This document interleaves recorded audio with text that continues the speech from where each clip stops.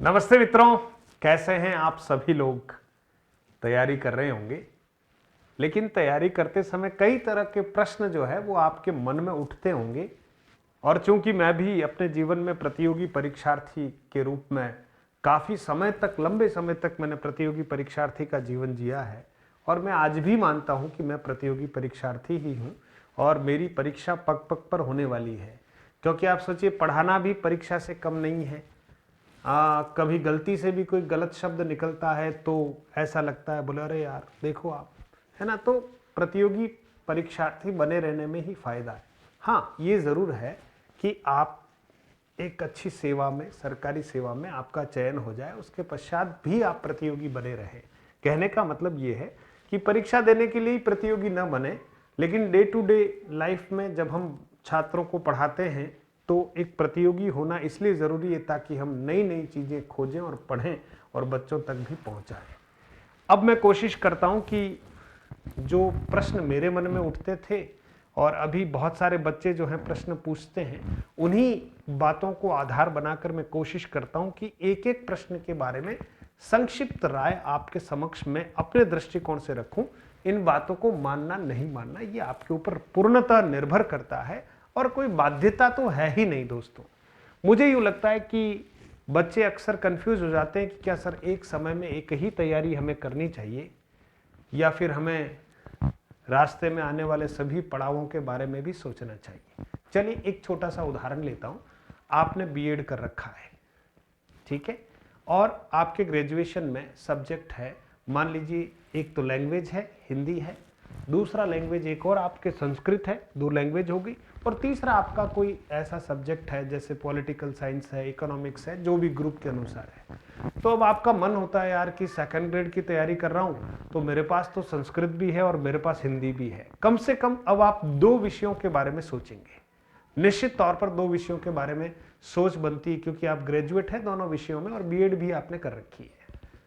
अब सबसे बड़ी दुविधा ये होगी कि सर संस्कृत मेरे लिए ठीक रहेगी या हिंदी मेरे लिए ठीक रहेगी, क्या मुझे दोनों का फॉर्म भर लेना चाहिए और दोनों की तैयारी करनी चाहिए। तो मित्रों देखो, जीके तो कॉमन है।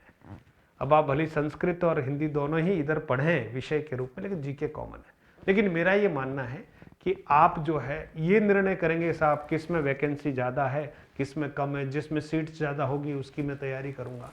तो मैं ये कह रहा हूँ कि सीट्स तो इतनी ज़्यादा तो किसी में भी नहीं आती। बेरोजगार लोगों की संख्या जो है एक सीट के मुकाबले कभी 500, कभी 600, कभी 1000, कभी 800 ऐसे लोग मैदान में होते हैं। तो सीट के आधार पर हम निर्णय नहीं लें, हमारी रुचि के अनुसार कि मुझे किस पर ज़्यादा जो है मेरी पकड़ है और मुझे कौन सा विषय या कौन सी भाषा मुझे ज़्यादा अच्छी लगती है, जिसको मैं बहुत ज़्यादा सहजता के साथ पढ़ सकता हूँ और याद कर सकता हूँ। तो अब फार्म भरने में भले आपका मन नहीं माने, दोनों भरने हो तो भर लो यार, लेकिन तैयारी तो सधे हुए हिसाब से आप एक लैंग्वेज को लेकर करेंगे तो मज़ा आ जाएगा सेकंड ग्रेड बनने का। और जीके को भी बहुत अच्छे से पढ़ना है, जीके को कहीं पर भी हम कमज़ोर नहीं माने, जीके बहुत महत्वपूर्ण होता है। तो जीके और सब्जेक्ट दोनों को हम डिसाइड कर लें। तो जहाँ दो विषयों के बीच में हमें कुछ डिसीजन लेना हो तो आप अपने मन से, आत्मा से इस बात को अच्छे से पूछिए और वहाँ से उत्तर स्वतः ही आपको मिल जाएगा। बोले यार मैं हिंदी में अपने आप को ज़्यादा कंफर्टेबल महसूस करता हूँ, लेकिन संस्कृत भी मेरी इतनी बुरी नहीं है। लेकिन आ गया ना, इतनी बुरी नहीं है, इसका मतलब उससे ज़्यादा अच्छी कौन सी है, हिंदी है। तो फिर हिंदी को आप मुख्य विषय बनाते हुए, या अगर आपका संस्कृत में ज़्यादा रुचि है तो संस्कृत को मुख्य विषय बनाते हुए सेकंड ग्रेड की तैयारी कीजिए, एक विषय लेकर। मज़ा आ जाएगा आपको, क्योंकि सीट एक ही लेनी है। अब रही बात कि सर मैं एमए बीएड हूँ और एमए हिंदी हूँ और बीए में मेरे संस्कृत और हिंदी दोनों हैं, ठीक है। तो अब क्या मुझे फर्स्ट ग्रेड सेकंड ग्रेड दोनों की तैयारी करनी चाहिए। सर मैं सेकंड ग्रेड सोच रहा हूँ संस्कृत से कर लूँ, और फिर चूंकि मेरे पास एमए तो हिंदी है इसलिए फर्स्ट ग्रेड की तैयारी भी करना चाहता हूँ तो हिंदी ले लूँ। ऐसे विद्यार्थियों के लिए मेरी एक निजी सलाह है कि अब आप सेकंड ग्रेड तो संस्कृत में बनना चाहते हैं और फर्स्ट ग्रेड आप हिंदी में बनना चाहते हैं, तो फिर ऐसा करो मित्रों, आपके पास तो दोनों विषय है ना, हिंदी भी है ना ग्रेजुएशन में, तो फिर आप सेकंड ग्रेड भी हिंदी में ही बनो और फर्स्ट ग्रेड भी हिंदी में बनो। इसके फायदे क्या है? इसके फायदे ये हैं मित्रों कि हिंदी का जो सिलेबस है फर्स्ट ग्रेड सेकंड ग्रेड का, मैं कह रहा हूं आपको लगभग 65 to 70% सेम है। हिंदी साहित्य का इतिहास पढ़ना है, काव्य शास्त्र पढ़ना है, व्याकरण पढ़नी है।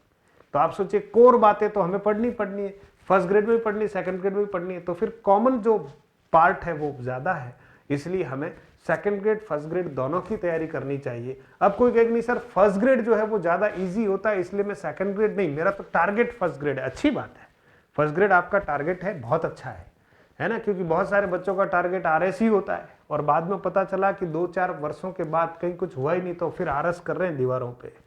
समझना मेरी बात को, टारगेट है अच्छा है, लेकिन चूंकि सेकंड ग्रेड का फॉर्म हमने इसलिए नहीं भरा कि मेरा टारगेट है साहब फर्स्ट ग्रेड का। अरे साहब फर्स्ट ग्रेड से पहले अगर सेकंड ग्रेड का एग्जाम होता है और सब्जेक्ट वो का वही है, जीके में भी बहुत कुछ समानता है, थोड़ा बहुत 19-20 है तो देख लेंगे।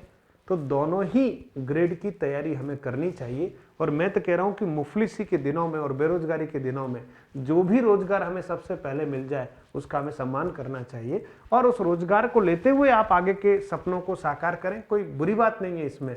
तो आप अगर रास्ते के पड़ाव में हैं और आपको लगता है कि साहब मैं तो रीट क्लियर करके थर्ड ग्रेड बन जाऊं तब भी कोई बात नहीं, तो थर्ड ग्रेड का भी फॉर्म भरना चाहिए।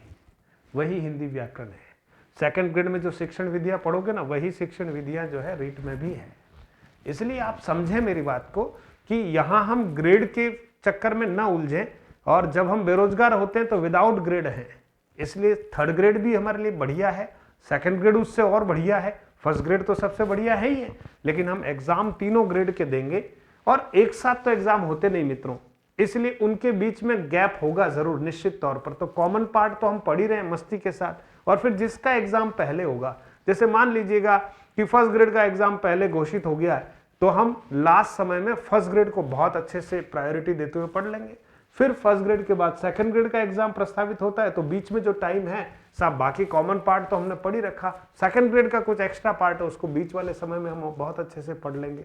और अगर थर्ड ग्रेड का एग्जाम उसके बाद में है मान लीजिए या सबसे पहले, तो थर्ड ग्रेड को भी हम कॉन्सेंट्रेट होकर पढ़ेंगे, ऐसा मेरा मानना है दोस्तों। इसलिए क्या एक समय में एक ही तैयारी करनी चाहिए। अगर हम देखें कवियों के दृष्टिकोण से तो उन्होंने कहा कि एक साधे सब सदे सब साधे सब जाए, एक बार में एक ही को साधना चाहिए, ठीक है।